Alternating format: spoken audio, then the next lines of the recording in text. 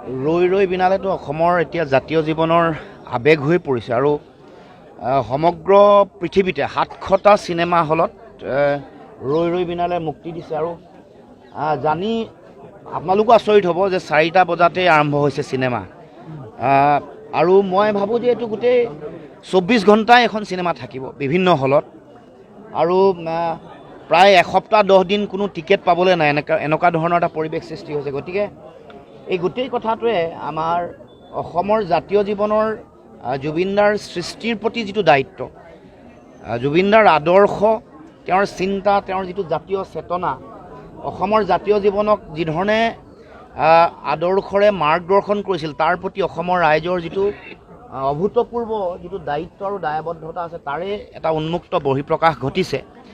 আৰু ৰৈ ৰৈ বিনালে যিটো চিনেমাখনৰ যি নাম তাৰ লগে লগে প্ৰকৃতিয়েও এতিয়া ৰৈ ৰৈ বিনাইছে। চাব এতিয়া বৰষুণো আজি দিনটোতে বৰষুণ দিছে, গতিকে আকাশেও ৰৈ ৰৈ বিনাইছে, প্ৰকৃতিও বিনাইছে। গতিকে এই যিটো জুবিন গাৰ্গৰ মহাপ্ৰয়াণ অসমৰ সমাজ আৰু জাতীয় জীৱনৰ পৰা, এইটোৱে অসমৰ সমাজ আৰু জাতীয় জীৱনক বহু কথা কৈ থৈ গৈছে। সমন্বয়ৰ এটা শক্তিশালী বাৰ্তা দিছে, মানুহৰ মাজত একতা, ভাতৃত্ববোধ, সাম্প্ৰদায়িকতাহীন এখন সমাজ, এইবোৰৰ কথা কৈছে, মানৱীয় প্ৰমূল্যৰ কথা কৈছে।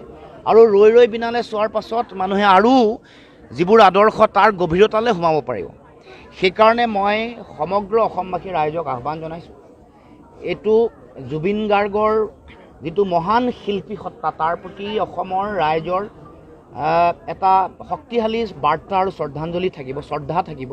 কাৰণ তেওঁ কৰি থৈ যোৱা সৃষ্টিসমূহ অসমৰ জাতীয় জীৱনত অনন্তকাললৈ থাকিব। কিন্তু এইটো তেওঁ নিজে কৰি থৈ যোৱা শেষটো যিটো কাম, বোলছবিৰ শেষ কামটো যাতে সকলোৱে আহি ইয়াৰ লগত চিনেমাখনৰ চিন্তাৰ লগত, আদৰ্শৰ লগত একাত্ম যাতে সকলো হয়, সেইকাৰণে মই সকলোকে আহ্বান জনাইছোঁ, বোলছবি গৃহলৈ আহক দলে বলে আৰু জুবিনদাৰ আদৰ্শক, তেওঁৰ সৃষ্টিশীলতাক, অসমৰ প্ৰতি কৰি যোৱা কামক সকলোৱে শ্ৰদ্ধা সন্মান জনাওক।